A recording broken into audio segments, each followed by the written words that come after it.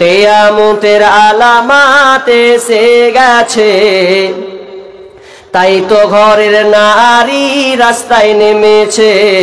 কিয়ামতের আলামাত এসে গেছে, তাই তো ঘরের নারী রাস্তায় নেমেছে। ওরে মাছ বাজারে কথা বলে মাছওয়ালার সাথে, স্বামী তাহার দাঁড়িয়ে আছে ব্যাগটা নিয়ে পিছে।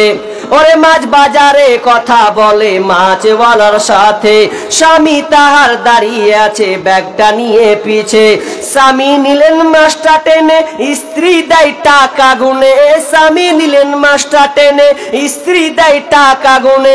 স্বামী স্ত্রীর যেন সেবক হয়েছে, কিয়ামতের আলামাত এসে গেছে, তাই তো ঘরের নারী রাস্তায় নেমেছে।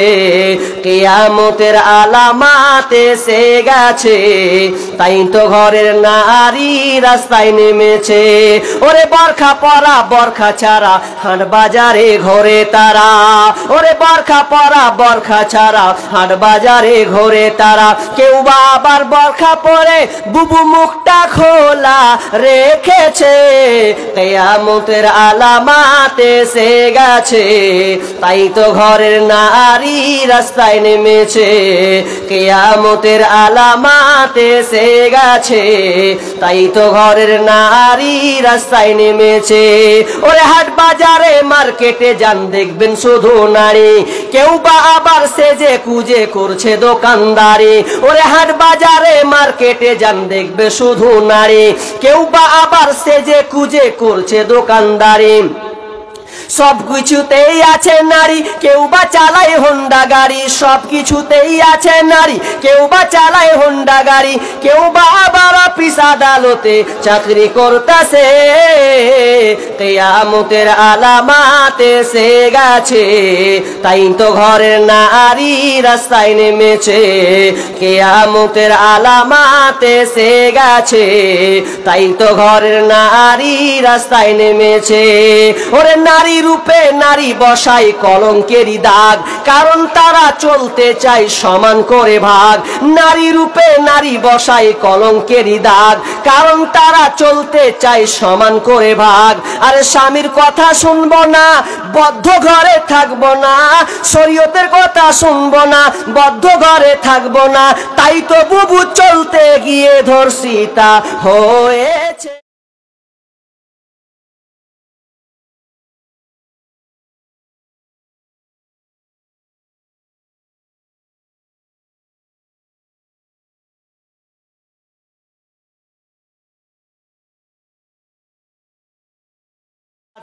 এবার স্ত্রী বলছে, স্বামী আমার, তুমি আমাকে ভুল বুঝিও না। আমি কিন্তু কোনো নোংরা কাজ করি নাই, খারাপ কাজ করি নাই। আর তোমার বন্ধু ঘর ঢুকেছে এটা আমি দেখি না, আমি আমার কাজে ব্যস্ত ছিলাম। তোমার স্বামী আপনার বন্ধু কখন ঢুকেছে এটা আমি কিন্তু দেখিনি, আমি দেখি নাই। স্বামী বলেন, না না, তোর কথা শুনবো না, এটা কোনোদিন হতে পারে না। এবার জিদ ধরে লিয়েছে, তালাক দিয়ে দেব, তালাক দিয়ে দেব, তালাক দিয়ে দেব। আপনার কিনা শ্বশুর বাড়ির লোক এলো, আপনার কিনা চাচা বসলো, দাদা বসলো, গ্রাম সবাই বসলো। বসার পর বলছে, বল কেন তুই তালাক দিয়ে দিবি? তো বলছে, একটা আমার স্ত্রীকে দেখেছি অন্য আমার বন্ধুর সঙ্গে তার একটা ঘরে নিজেকে তারা এক কোনায় তারা ছিল, এরা দুজনেই ঘরের মধ্যে ছিল। অতএব আমি একে ছেড়ে দেব, এর ভাত আমি সংসারে নেব না, এক কথায় ওকে আমি বিবি হিসাবে মানবো না, তালাক দিয়ে দেব। এবার বলছে, স্ত্রী বলছে, না ভুল বুঝেছ, আমি এরকম নোংরা কাজ করতে পারি নাই। বারবার বলছি তোমার পায়ে পড়ে, আপনার লাত উজ্জার, আমি আপনার কিনা ওই মূর্তির কসম খেয়ে বলছি, আমি এই নোংরা কাজ করতে পারি না, করি নাই। স্বামী কিন্তু মেনে নাই না, আপনার দাদার কথা মানে না, মরলের কথা মানে না, কারো কথা মানে না। এমন সময় একটা লোক এসে বলছে, ভাই রে, তোরা একটা কাজ করতে পারিস, তোরা যা অমুক জায়গাতে এক কাহিন আছে,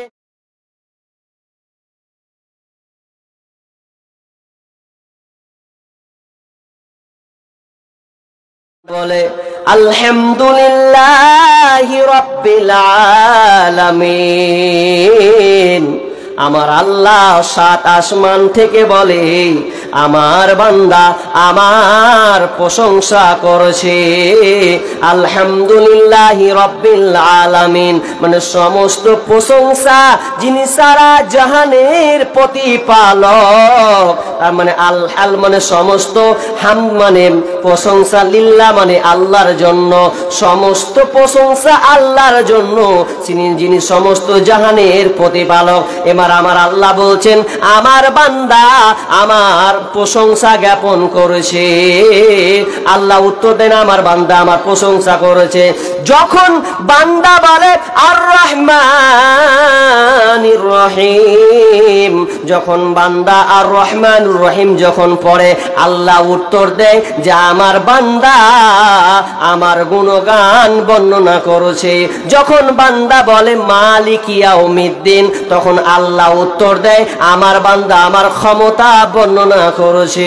যখন বান্দা বলেন ইয়াকা না'বুদু ওয়া ইয়াকা নাস্তাঈন, তো তার মানে আল্লাহর কাছে সাহায্য চেয়েছে। আমরা একমাত্র আল্লাহর ইবাদত করি এবং আল্লাহর কাছে সাহায্য চাই। এটা যখন আপনি বললেন তো আমার আল্লাহ বলছেন আমার বান্দা আমার কাছে চেয়ে বসেছে।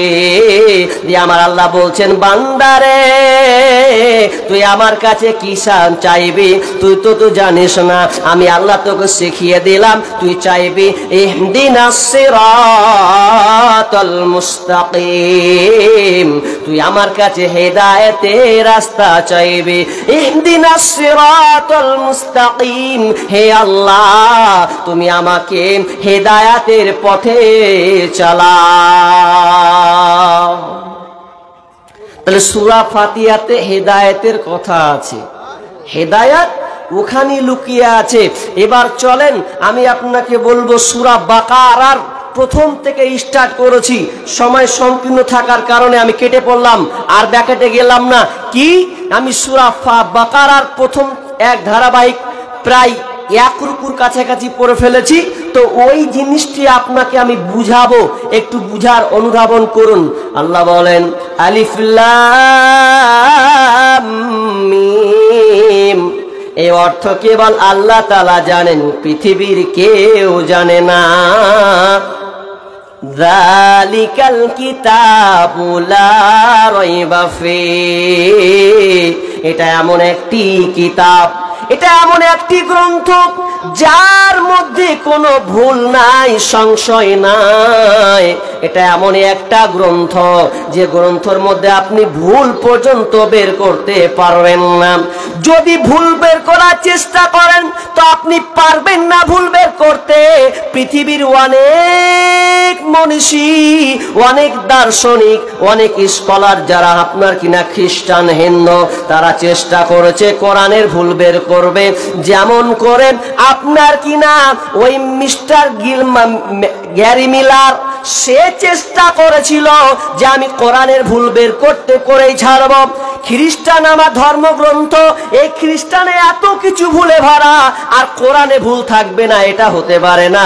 তো মিস্টার গ্যারি মিলার তিনি কি করলেন, কোরআনের ভুল বের করার জন্য তিনি বলছেন আমি কোরআন ভুল বের করেই ছাড়ব, জাতিকে আমি বুঝিয়ে দেব। তো কোরআনকে স্টার্ট শুরু করেছেন, সূরা ফাতিহা বলার পরে তিনি সূরা বাকারা স্টার্ট করেছেন। যেমন পড়েছে যালিকাল কিতাবু লা রাইবা ফীহি, আর যেমন এই আয়াটার অর্থ দেখা সে এক ধাক্কা খেয়ে নিয়েছে। প্রথমে এক ধাক্কা আরে চ্যালেঞ্জ করলাম কোরআনকে, পাল্টা কোরআন আমাকে চ্যালেঞ্জ করছে। এটা তো যেমন তেমন গ্রন্থ হতে পারে না, কোন গ্রন্থ তো এইভাবে চ্যালেঞ্জ করে নাই, একমাত্র কোরআন চ্যালেঞ্জ করেছে। সারা পৃথিবীকে চ্যালেঞ্জ থাকলো ফাতু বিসূরাতিম মিসলি, ছোট্ট একটি আয়াত, ছোট্ট একটা সূরা তোমরা তৈরি করে দেখাও। আয়াত তো দূরে বা সূরা তো দূরের কথা, আয়াত পর্যন্ত তোমরা তৈরি করতে পারবে না। ওই মিস্টার গ্যালি মিলার, আপনার ডক্টর গ্যালি মিলার, তিনি আশ্চর্য হয়ে গেলেন। এ করতে করতে করতে করতে কোরআনে আয়াত খুলতে খুলতে খুলতে তিনি দেখলেন আপনার কিনা একটা আয়াত পেয়ে গেলেন সূরা বাকারার মধ্যে, যে আয়াতটা বলছেন ওয়াইদ ক্বালা রাব্বুকা লিল ওয়াইদ কুলনা লিল মালাইকাতি ইসজুদু লি আদামা ফাসাজাদু ইল্লা ইবলিস। এই জ্ঞানী মিলার আয়াতটা বলছেন, আয়াতটা হচ্ছে এরকম, আল্লাহ সুবহানাহু ওয়া তাআলা বলছেন আমি মানুষকে প্রতিনিধি বানিয়ে দিলাম, প্রতিনিধি বানালাম, আমি তাদেরকে খলিফা বানালাম। আর কোরআন এই রকম করে খলিফা বানানোর কথা বলছে, কিন্তু আমি যখন বাইবেল পড়ে স্টার্ট করি তো কোথাও এত সুন্দর মানুষের সম্মানের কথা কিন্তু বলা হয় নাই। তো কোরআন তাহলে যেমন তেমন গ্রন্থ হতে পারে না। তিনি আশ্চর্য হয়ে গেলেন। কোরআন পড়তে পড়তে শেষ পর্যায়ে যখন মারিয়ামের ঘটনার দিকে চলে গেলেন, তিনি আফসোস করতে লাগলেন, আহারে যে আপনার কিনা বাইবেল, সেই বাইবেলে এত সুন্দর করে ঘটনা লেখা নাই। ঈসা আলাইহিস সালামের মায়ের কথা কিন্তু বিস্তারিত ওখানে আলোচনা নাই, আর এখানে ঈসা আলাইহিস সালামের মায়ের কথা আলোচনা করেছেন। এ করতে করতে করতে শেষ পর্যায়ে তিনি ইসলাম গ্রহণ করলেন। এই জন্য আমার আল্লাহ বলছেন, যালিকাল কিতাবু লা রাইবা ফিহি হুদাল লিল মুত্তাকিন। এটা এমনই একটি কিতাব যার মধ্যে কোনো সংশয় নাই, ভুল নাই। হুদাল লিল মুত্তাকিন, এটা মুত্তাকিদের জন্য হেদায়েতের রাস্তা। যারা মুত্তাকি হবে তারাই কেবলমাত্র হেদায়েত পাবে, বাকি কেউ হেদায়েত পাবে না। তবে অন্যান্য আল্লাহ মানুষ এই কোরআনটা দিয়েছে হুদাল লিন নাস, মানুষের হেদায়েতের জন্য। যেই মানুষ হেদায়েত নিতে আসবে সেই কেবল হেদায়েতটা পাবে। কিন্তু আমরা আজকে কোরআন ছেড়ে দিয়েছি, তো হেদায়েত পাবো কি করে? হেদায়েত পাবো কি করে? অসম্ভব। কোরআনকে ছেড়ে দিয়েছি, কোরআন চেয়েছি আমরা, আল্লাহ তুমি আমাদেরকে কিছু দাও, উপায় নাই, রাস্তা নাই। তো আল্লাহ যেমন কোরআন দিলে চিটপাটাং হয়ে শুতে হয়ে গেলেন। আপনি মেহমান ডাকছেন, তো মেহমান ডাকার পরে আপনি মেহমানে যদি খিদমত না করেন তাহলে আপনি ভালো মানুষ? মেহমান তাহলে আপনি কি করতে ডাকলেন? মুঝে কো ফাওয়ালো मुसाफिर न समझो, मैं आया नहीं हूँ बुलाया गया हूँ। मुझे को फवालो मुसाफिर न समझो, मैं आया नहीं हूँ बुलाया गया हूँ। जो खाता जो सरबर गाहे शर कलम का है, खुदा ने मैं पिया नहीं हूँ पिलाया गया हूँ। एक मुसाफिर बुला के सताया गया हूँ, मैं रोया नहीं हूँ रुलाया गया हूँ। मुझे को फवालो मुसाफिर न समझो, मैं आया नहीं हूँ बुलाया गया हूँ। কোরআন চাইলাম আমরা চিটপাটাং। কোরআন কি বলছে? মুঝে কো ফাওয়ালো, আমাকে ফলো করো। আমাকে কি ভেবেছো তোমরা? তোমরাই তো আমাকে চেয়েছিলে, এখন দেখছি চাওয়ার পরে তোমরা চিটপাটাং হয়ে শুয়ে আছো। তো এটা কোরআনের সঙ্গে ফাজলামি করা হলো না? মেহমান ডাকার পরে যদি আপনি মেহমানের খিদমত না করেন তো এটা ফাজলামি করা হলো না? কোরআন দিয়েছেন আমাদের হেদায়েতের জন্য। তাহলে কোরআন পড়ে অনেকে হেদায়েত পাবে, আবার অনেকে পড়ে গুমরাহি হবে। হেদায়েত যদি দেয় তো একমাত্র আল্লাহ দেবেন, আল্লাহ ছাড়া কেউ হেদায়েত দিতে পারে না। এটা আমার বানানোর কথা নয়। কোরআন খুলেন, ইউযিল্লু বিহি কাসীরা ওয়া ইয়াহদি বিহি কাসীরা ওয়া মা ইউযিল্লু বিহি ইল্লাল ফাসিকিন। এই কোরআনটা পড়ে অনেক লোক হেদায়েত পাবে, আবার অনেকে গুমরাহি রাস্তা ধরবে। কোরআন পড়ে আবার হেদায়েত পাবে, আবার গুমরাহি পথ চলে যাবে, শয়তানের পথ চলে যাবে। কোরআন হেদায়েত দিতে পারে না, কোরআন হেদায়েতের রাস্তা দেখে। আপনাকে সরকার একটা উদাহরণ দিই। ধরলেন আপনার আপনার অসুখ হয়েছে, আপনি ডাক্তারের কাছে গেলেন। ডাক্তারের কাছে গিয়ে ডাক্তার আপনাকে পেনশনে আপনার ওষুধের যতগুলো লাগে লিখে দিল। লিখে দেওয়ার পর আপনি ওই পেনশনটা নিয়ে আপনার ওই প্রেসক্রিপশনটা নিয়ে আপনি চলে গেলেন ফার্মেসিতে, ফার্মেসিওয়ালাকে দেখালেন, আপনাকে ওষুধ দিয়ে দিল। এখানে কিন্তু তিনটা জিনিস বোঝার চেষ্টা করেন। একজন লিখে দিল, আর ওটা আপনি নিলেন, নেওয়ার পরে আপনি ওখান থেকে ওষুধ দিলেন। এটা মনে হয় বুঝতে পেরেছেন আশা করি। ঠিক তেমনি হবে আপনি এই যে প্রেসক্রিপশনে যে ওষুধটা লেখা হলো, এটা কোরআন থেকে বিশ্বনবী দিয়ে দিলেন। তার মানে এটা দিয়ে দিলেন আর ফার্মেসি গেলেন, আপনি ওষুধ নিয়ে নিলেন। তার মানে এই প্রেসক্রিপশনটা হচ্ছে যিনি লিখছেন এই ডাক্তার, বিশ্বনবীকে ডাক্তার ধরলাম, ডাক্তার, আর প্রেসক্রিপশন থেকে ওষুধ দিল। তার মানে ওটা কোরআন, ধরেন কোরআনের একটা আলোর একটা রাস্তা দিল। আর কি হলো, শেষে আপনি অসুস্থ মানুষ, এবার অসুস্থকে করবেন ডাক্তার? জি না, সুস্থ যদি আপনাকে করে আল্লাহ করবেন, এটা মাধ্যম দেওয়া হলো। ঠিক তেমনি ভাবে কোরআন মানুষকে হেদায়েতের রাস্তা দেবে, হেদায়েত নয়। আল্লাহ ছাড়া কেউ হেদায়েত দিতে পারবে না। কোরআনের ক্ষমতা নেই কোনো মানুষকে হেদায়েত। যদি দিত তাহলে যতগুলো নাস্তিক তৈরি হয়েছে আপনি জানেন নাস্তিকদের ব্যাপারে, মুফাসসাল, তারপরে আসিফ মহিউদ্দিন, তারপরে মামুদ, এই কয়েকটা বড় বড় নাস্তিক, এদের আপনি দেখবেন আপনার ব্রেনকে তারা এমন ভাবে উল্টে দেবে আপনি ভাবতে পারবেন না। তার ভিডিওগুলো আমি দেখি। একজন মাসুদ জান্নাম, সে বলছে আমি একজন মাদ্রাসায় পড়াশোনা করেছি, ডিগ্রি পাস করে একজন আলেম হয়েছি। সে বলছে তার কথা উল্টে গিয়ে এখন নাস্তিকতার মধ্যে ঢুকে গেছে, নাস্তিকতা প্রচার করছে। কোরআন পড়ার পরে হেদায়েত পেল না। হেদায়েত কোরআন পড়ে সবাই পাবে না। কত প্রতিষ্ঠান দেখলাম। আর বর্ধমান চলে যান, এটা ইউনিভার্সিটি আছে, সেখানে আরবির কোর্স করানো হয়। আপনি কোথায় যাবেন? আমাদের সিনিয়র আলিয়া মাদ্রাসা, সেখানেও দেখেছি শিক্ষকের নাম বলবো না, সেও আরবি পড়িয়েছে। এরপরে আমি ওকে বিড়ি খেতে দেখছি, নাম বলবো না। তাহলে ও এখন হেদায়েত পায়নি। এখনই আরবি কোর্স ইসলামী শিখিয়ে দিল, তারপরে ওকে দেখছি ও সিগারেট ধরে আছে। তার মানে ও হেদায়েত পায়নি।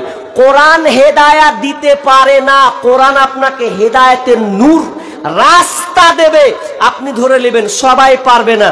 যেমন উদাহরণ দিই আপনাকে, যে আচ্ছা বলেন তো, এই যে কটা লোক আছেন একটু বলেন, যে বৈজ্ঞানিক একটা খাবারের নাম দিয়েছে আদর্শ খাবার, ওই আদর্শ খাবারের নাম কেউ বলতে পারবেন? এখানে যে কটা লোক আছেন, বৈজ্ঞানিক একটা খাবারের নাম দিয়েছে আদর্শ খাবার, কে বলতে পারবেন আদর্শ খাবার কাকে বলা হয়? জি না, জানা নেই।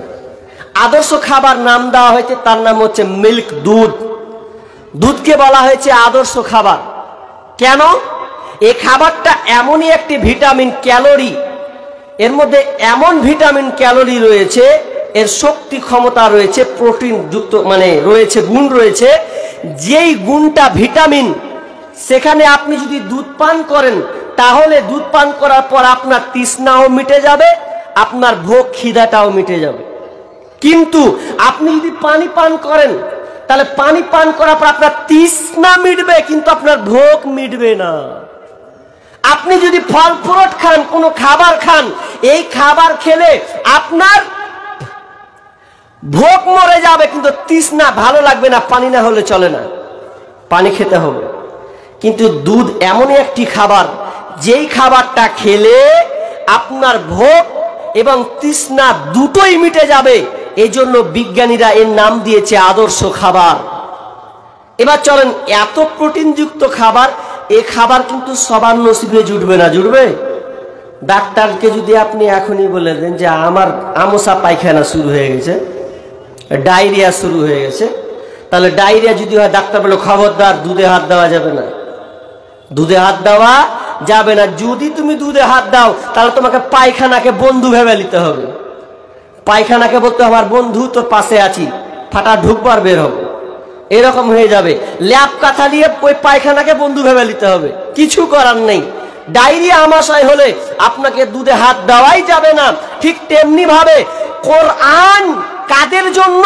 যারা হেদায়েতের কামনা, হেদায়েতের চাহাত নিয়ে যে কোরআনে হাত দেবে সেই কেবল কোরআন থেকে নূর পাবে, আলো পাবে, হেদায়েতের রাস্তা পাবে। আমার সয়ের ওই আপনার কি নাম ডায়রিয়া রোগীর মতন কোনো কাজ হবে না।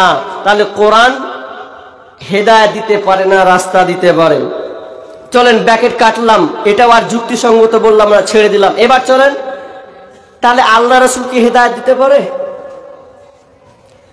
একটা লোক চায়ের দোকানে চা খেতে একটা আলেম চা খেয়েছে, চা খেয়ে একজন বিড়ি খেয়েছে, তো বিড়ি খেতে বলছে হ্যাঁ যেখানে সেখানে বিড়ি খেয়ে নিয়েছে। বিড়ি না খেলে হয় না? একটা আলেম বসে আছে, তুমি বিড়ি টানছো মানে?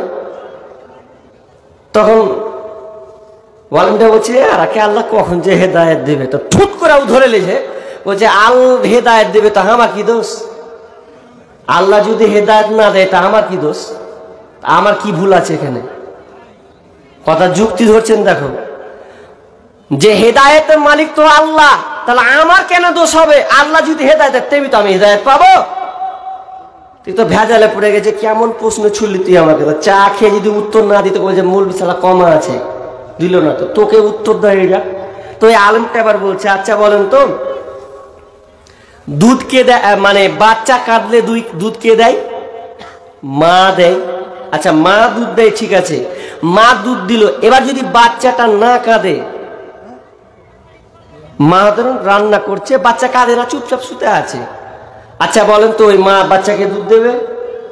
দেবে গো? দেবে না। বাচ্চাটাকে দুধ দেবে না। কাঁদলে মা চুলা ছেড়ে দিয়ে ঢুকে যাবে যে বেটা আমার কান্না করছে, একদম বুকে নিয়ে নেবে। তো আপনি হেদায়েতের মানসিকতা রেখেছেন, আপনি জানছেন বিড়িটা হারাম, তারপরে টানছেন বলছে আল্লাহ হেদায়েত কিনা। তুমি নিজে বুঝতে পারছিস যে হারাম, এটা খাওয়াই চলবে না, এটা নোংরা জিনিস, নিজে নিজে বলছে আল্লাহ আমাকে হেদায়েত দেয় না করে। তোমার চাহাত তো নেই, তোমার তো ইচ্ছা নেই যে আমি হেদায়েত নিব আল্লাহর কাছে। এই মানসিকতা আপনাকে আগে তৈরি করতে হবে, তবে আপনি হেদায়েত পাবেন, নচেত আপনি হেদায়েত পাবেন না। তাহলে হেদায়েত নবীও দিতে পারে না।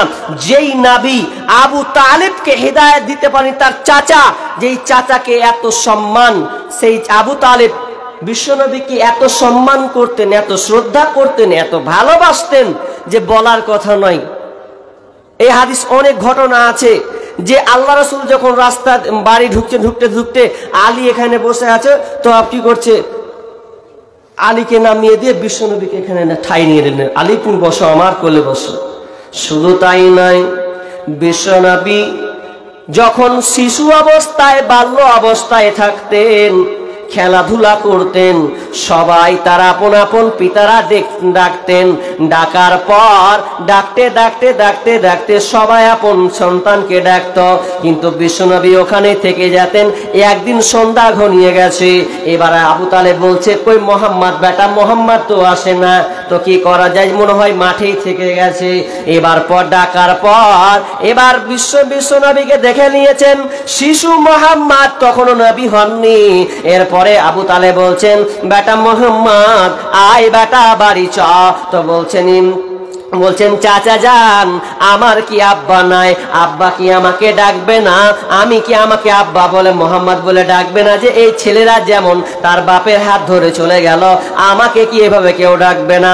এবার আবু তালেব বলছেন বেটা রে, ও ভাতিজা, তুই হলি আমার আব্বা, তুই আমার মা, তুই আমাকে আব্বা মা মনে করবি, আমি তোকে মানুষ সন্তানের মতন ভালোবাসি। এমন ভাবে যত্ন নিতেন। কোন কাফের বেঈমান বিশ্বনবীকে মেরে দিয়েছেন, তো অ্যাকশন নিয়েছেন কে? তো আবু তালেব। আবু তালেব বলেছেন বল ভাতিজা, তোর গায়ে কে টাচ করলো বল, ওর বংশ বুনিয়াদ আমি শেষ করে দেব। এইরকম চাচা, যেই চাচা বিশ্বনবীকে এত ভালোবাসতেন, নবীজি আপনার আবু তালেবকে খুব ভালোবাসতেন। একদিন মৃত্যু শয্যায় শায়িত হয়ে গেছেন, মারা যাবেন, এমন সময় পাশে গিয়ে বলছেন চাচা যান, তুমি একবার আমার সঙ্গে এই কালেমাটা পড়ো, লা ইলাহা ইল্লাল্লাহ। যদি এই কালেমাটা পড়ে দেন তাহলে আমি বাকি দায়িত্বটা নিয়ে নিলাম, আপনাকে কিভাবে জান্নাতে নিয়ে যেতে হবে এই জিম্মেদারিটা আমি নিয়ে নিলাম। শুধু একবার এবারে কালেমাটা পড়েন। তো কালেমা পড়বে কি, এমন সময় আবু জেহেলরা ওখানে পাশেই বসে আছে। তো বলছে, দেখ তুই তোর ভাতিজার ধর্ম ছান ধরবি, তুই এত নিমহারাম, তুই এত বেঈমানের কাজ করবি, মরা শেষকালে তুই তোর বাপ দাদা ধর্ম ছেড়ে মানে মুহাম্মাদের ধর্মকে মানবি, এটা কখনো নয়। এ করতে করতে করতে করতে সবাই শেষ হনিয়ে গেছে, বিষ্ণু বলতে আছে কিন্তু শুনছে না। এবার আপনার আবু তালেব উত্তর দিচ্ছে, ভাতিজা, ওরে আমার কলিজার টুকরা ভাতিজা, শুনেলে আজ আমি কালিমা পড়তে পারলাম না, যদি পড়ে নি তাহলে আমাকে মানুষ থুতু নিক্ষেপ করবে আর বলবে বাপ দাদা ধর্মকে লাত মেরে দিয়েছে, দিয়ে মুহাম্মাদের ধর্মকে সে মেনে নিয়েছে। তো আমি তোমার ধর্ম, তোমার সঙ্গে আমি কালেমাটা পড়তে পারলাম না। তো না পড়তে পড়তে এমন সময় আল্লাহ বলতে দিয়ে দিলেন, ইন্নাকা লা তাহদি মান আহবাবতা ওয়ালাকিন্নাল্লাহ ইয়াহদি মান ইয়াশা। হে নবী, আপনি যাকে ভালোবাসেন তাকে আপনি হেদায়েত দিতে পারেন না, এটা আপনার হাতে নয়, এটা আপনার হাতে কন্ট্রোলার নয়, আপনি কাউকে হেদায়েত দিতে পারেন না, বরং আমি আল্লাহ যাকে চাই তাকে হেদায়েত দেব। আর যে হেদায়েত পাবে না, আপনি হাজার বললেও হেদায়েত আর নসিবে জুড়বে না।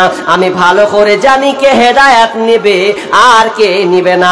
অতএব বিশ্বনবী আপনি যতই বলেন কিন্তু হেদায়েত পাবে না। শেষে মারা গেলেন। তাহলে বিশ্বনবীও তার নিজের চাচাকে হেদায়েত দিতে পারলেন না, তাহলে হেদায়েতের মালিক কে? তো হেদায়েতের মালিক হচ্ছেন আল্লাহ। যদি চাইতে হয় তো হেদায়েত কোনো ব্যক্তির কাছে নয়, কোনো পীরের কাছে নয়, কোনো মাজারে নয়, কোনো দরগায় নয়। যদি চাইতে হয় তাহলে আপনাকে স্বয়ং আল্লাহর কাছে চাইতে হবে, মাবুদ তুমি আমাকে হেদায়েতের রাস্তা দাও। হেদায়েত চাইতে জানি না, কি চাইবো? আচ্ছা, মায়েরা মনে হয় এখানে আছে, মায়েদের একটা কথা বলি, হেদায়াত এমন একটা মহিলা হেদায়াত পেয়েছেন যে শেষে তর্জমা করে আমি আউট। কি হেদায়াত? এমন একটা মেয়ে ছিল যেই মেয়েটার নাম শুনলে আপনার মাথা টকবক করবে। কি নাম নিলে রে? মেয়েটার নাম হচ্ছে হিন্দা। মেয়েটার নাম হিন্দা। হিন্দাটা কে? যেই হিন্দা রাসূল সাল্লাল্লাহু আলাইহি ওয়াসাল্লামের চাচা হামজা রাদিয়াল্লাহু তাআলা আনহু কলিজা বের করেছিলেন। কলিজা কেন? বদলা নিবে, বদরের যুদ্ধের বদলা, ওহদের যুদ্ধে বদলা নিবে। তবে তার একটা গোলাম ছিল হিন্দার ঐশী। তো ঐশীকে বলছে, এই তুই কি হামজার কলিজা বের করতে পারবি? যদি কলিজা নিয়ে আসতে পারিস, তুই চাস আবাদ হতে, তোকে আমি আবাদ করে দেবো, আবাদ করে দেবো, যা তুই আবাদ হয়ে যা, তোকে গোলাম আছিস তো, তোকে আবাদ করে দেবো, তুই চাস তো। তো এবার তো খুশিতে হয়ে গেছে, পারবো না মানে ব্যাপারই লাই। এবার ওহুদের ময়দান, যুদ্ধ শুরু হয়েছে। যুদ্ধ শুরু ক্ষেত্রে ক্ষেত্রে ঐশী কিন্তু টার্গেট নিয়েছে হামজার ওপরে, যে আমি ওকে মারবই মারবই টার্গেট করে। আপনার বললাম একটা কিংবা বর্ষা এমন ভাবে দূর থেকে ছুঁড়েছে টার্গেট করে, তো হামজার বুকে এসে লেগেছে। আর লেগে আসার পর সেখানে বলছে তার কলিজাকে বের করা হয়েছে। বের করার পর কোন কোন তাফসীর বলছে যে এই আপনার কিনা হিন্দা কি করেছে, হামজার কলিজাটাকে বের করে চিবিয়েছে। আবার কোন কোন তাফসীর বলছে যে গলার মালা বানিয়েছে। তো এক কথায় বলা হয় এই খাতারনার একটা মহিলা আপনার কিনা হামজার চাচা হিন্দা এমনই একটা মহিলা, খাতারনাক মহিলা ছিলেন। তখনও তিনি ইসলাম গ্রহণ করেননি। এই হিন্দা হামজা রাদিয়াল্লাহু তাআলা কলিজা বের করে নিয়ে এসেছে। এই মহিলা হেদায়েত পেয়ে লিছে গো। এখন খারাপ বলছেন, শুনে লাগছে খারাপ। দেখেন খানিকটি পর ফের ভালো বলবেন। কেমন ভালো বলবেন? হিন্দা হঠাৎ একদিন ঘর সাফ করছে। তো ঘর সাফ করতে করতে করতে করতে করতে করতে করতে করতে ওই হিন্দার স্বামীর একটা বন্ধু মানে দেখা করবে, হিন্দার স্বামীর সঙ্গে দেখা করবে। তো চলে এসেছে। চলে আসার পর কি বলছেন জানেন? তো বলছে একটা মানে ছেলে চলে এসেছে, একটা বন্ধু ঘর ঢুকেছে। ঘর ঢুকে বেরিয়ে চলে এসেছে, মানে টুকি মারলে তো দেখতে পেলে না। আর হিন্দা কিভাবে ইসলাম গ্রহণ করেছে তো অনেকে একটু নমুনা দিচ্ছে, কি যে হিন্দার এক মানে অনেক গুণ ভালো ছিল, তার মধ্যে একটা গুণ ভালো ছিল কি, যে হিন্দা কোনোদিন পর পুরুষের সঙ্গে ভালোভাবে কথা বলতো না। তো কিভাবে পাওয়া যায় প্রমাণটা? তো প্রমাণটা এইভাবে পাওয়া যায়। তো একটা সেহেলি একটা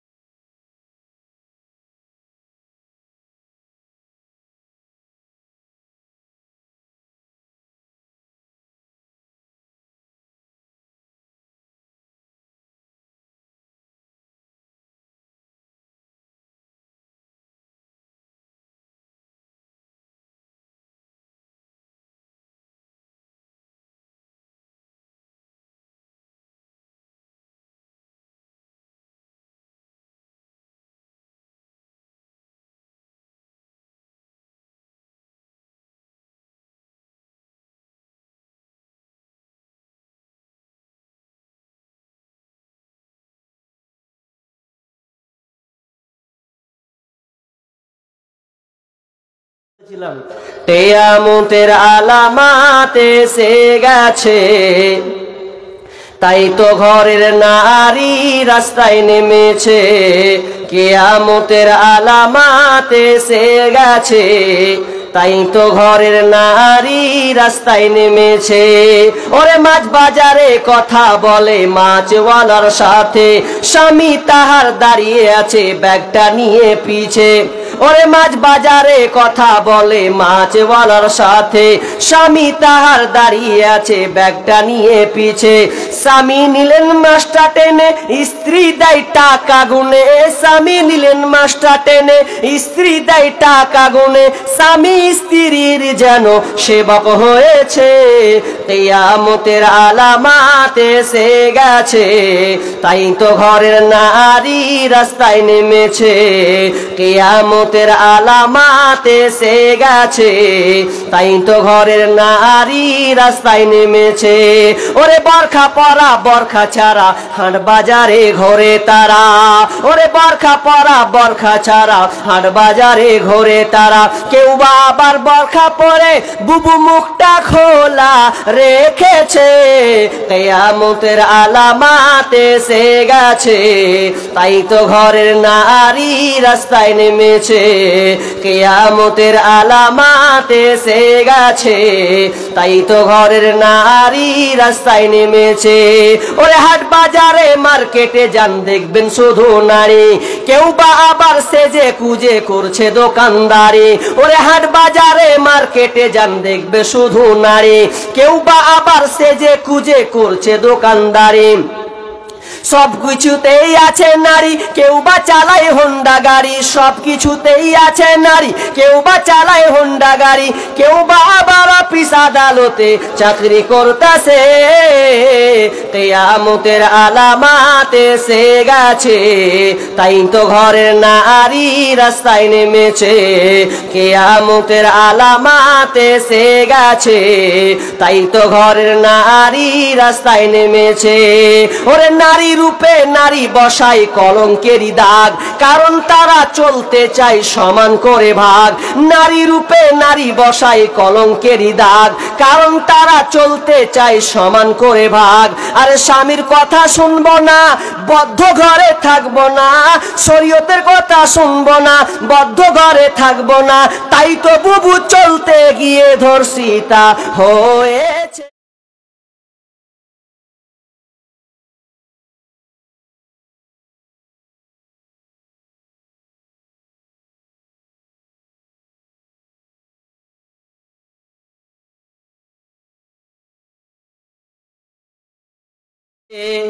শেষ সমাজ রসাতল, মেজান রাস্তাতে শাসন করতে পারি নাই।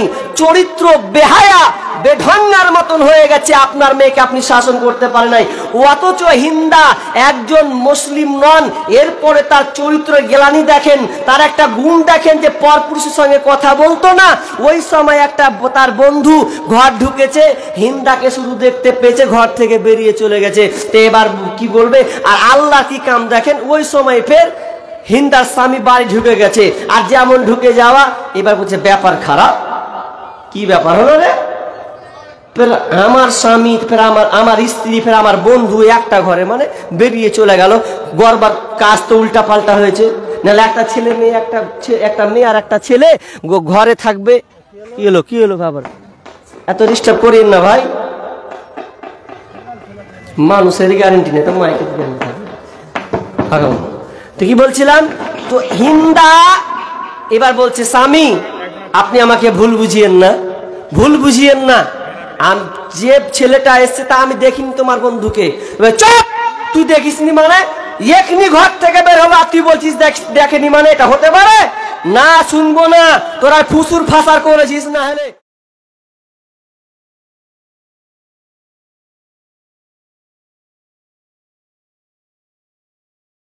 এবার স্ত্রী বলছে স্বামী আমার, তুমি আমাকে ভুল বুঝিও না, আমি কিন্তু কোনো নোংরা কাজ করি নাই, খারাপ কাজ করি নাই। আর তোমার বন্ধু ঘর ঢুকেছে এটা আমি দেখি না, আমি আমার কাজে ব্যস্ত ছিলাম। তোমার স্বামী আপনার বন্ধু কখন ঢুকেছে এটা আমি কিন্তু দেখিনি, আমি দেখি নাই। স্বামী বলেন না না, তোর কথা শুনবো না, এটা কোনোদিন হতে পারে না। এবার জিদ ধরে লিয়েছে তালাক দিয়ে দেব, তালাক দিয়ে দেব, তালাক দিয়ে দেব। আপনার কিনা শ্বশুর বাড়ির লোক এলো, আপনার কিনা চাচা বসলো, দাদা বসলো, গ্রাম সবাই বসলো। বসার পর বলছে বল কেন তুই তালাক দিয়ে দিবি? তো বলছে একটা আমার স্ত্রীকে দেখেছি অন্য আমার বন্ধুর সঙ্গে তার একটা ঘরে নিজেকে তারা এক কোনায় তারা ছিল, এরা দুজনেই ঘরের মধ্যে ছিল। অতএব আমি একে ছেড়ে দেব, এর ভাত আমি সংসারে নেব না, এক কথায় ওকে আমি বিবি হিসাবে মানব না, তালাক দিয়ে দেব। এবার বলছে স্ত্রী বলছে না ভুল বুঝেছ, আমি এরকম নোংরা কাজ করতে পারি নাই। বারবার বলছি তোমার পায়ে পড়ে, আপনার লাত উজ্জার আমি আপনার কিনা ওই মূর্তির কসম খেয়ে বলছি আমি এই নোংরা কাজ করতে পারি না, করি নাই। স্বামী কিন্তু মেনে নেয় না, আপনার দাদার কথা মানে না, মরলের কথা মানে না, কারো কথা মানে না। এমন সময় একটা লোক এসে বলছে ভাই রে তোরা একটা কাজ করতে পারিস, তোরা যা অমুক জায়গাতে এক কাহিন আছে,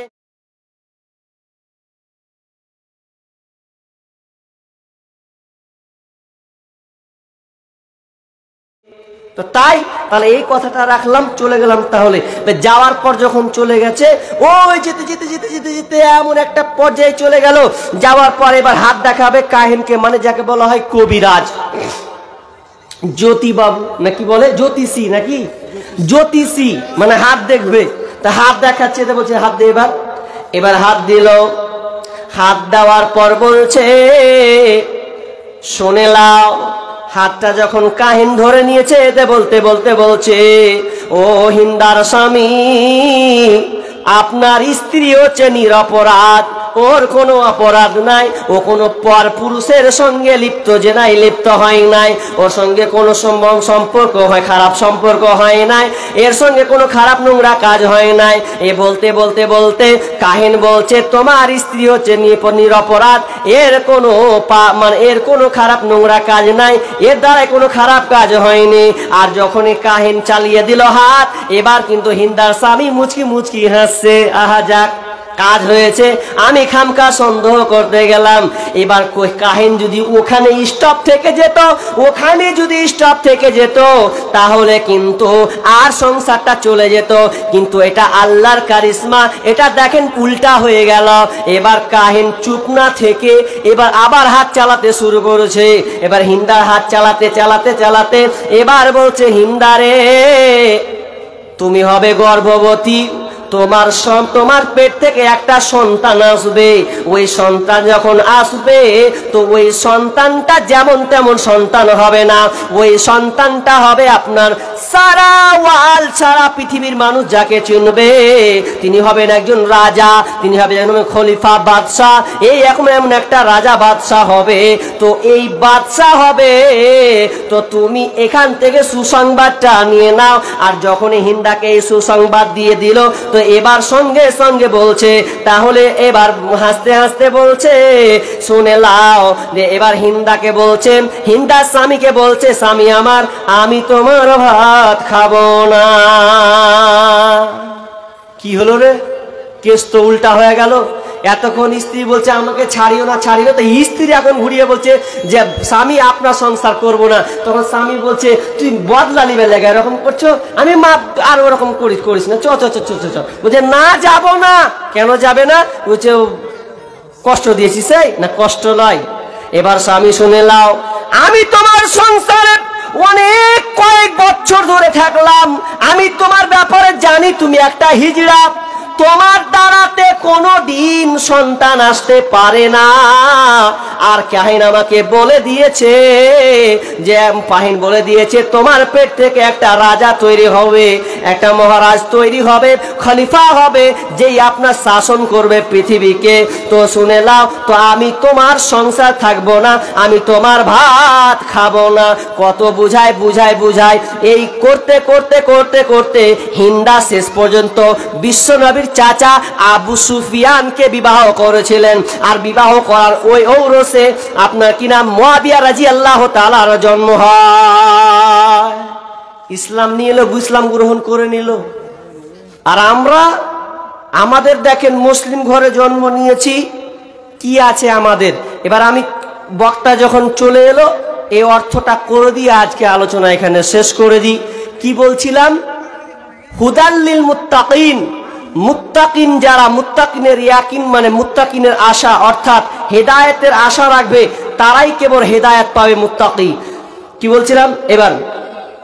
যালিকাল কিতাবু লা রাইবা ফিহি হুদাল লিল মুত্তাকিন আল্লাযীনা ইউমিনুনা বিল গায়বি ওয়া ইউকিমুনাস সালাতা ওয়া মিম্মা রাযাকনাহুম ইউনফিকুন। والذين يؤمنون بالغيب ويقيمون الصلاة।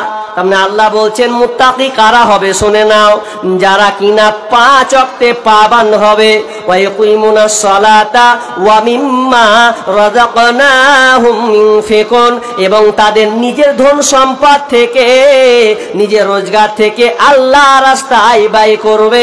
যদি মুত্তাকি চিন্তা হয় হেদায়েত কারা কারা আছে, হেদায়েতের পথে কারা আছে, যারা 5 ওয়াক্তের নামাজ পড়ে এবং নিজের রুজি থেকে, ইনকাম থেকে আল্লাহ রাস্তায় খরচ করে। ওয়াল্লাযীনা ইউমিনুনা বিমা উনজিলা ইলাইকা ওয়া মা উনজিলা মিন ক্বাবলিক, এবং কারা কারা ঈমানের পথে আছে, হেদায়েতের পথে আছে, যারা নবীর নাজিলকৃত কিতাবের উপরে ঈমান এনেছে এবং পূর্বে আসমানি কিতাবের উপরে ঈমান এনেছে। ওয়া মিম্মা ومما رزقناهم ينفقون والذين يؤمنون بما أنزل إليك وما أنزل من قبلك وبالآخرة هم يوقنون এবং আখিরাতের উপরে বিশ্বাস রেখেছে, ইয়াকিন রেখেছে, তারা হেদায়েতের পথে আছে।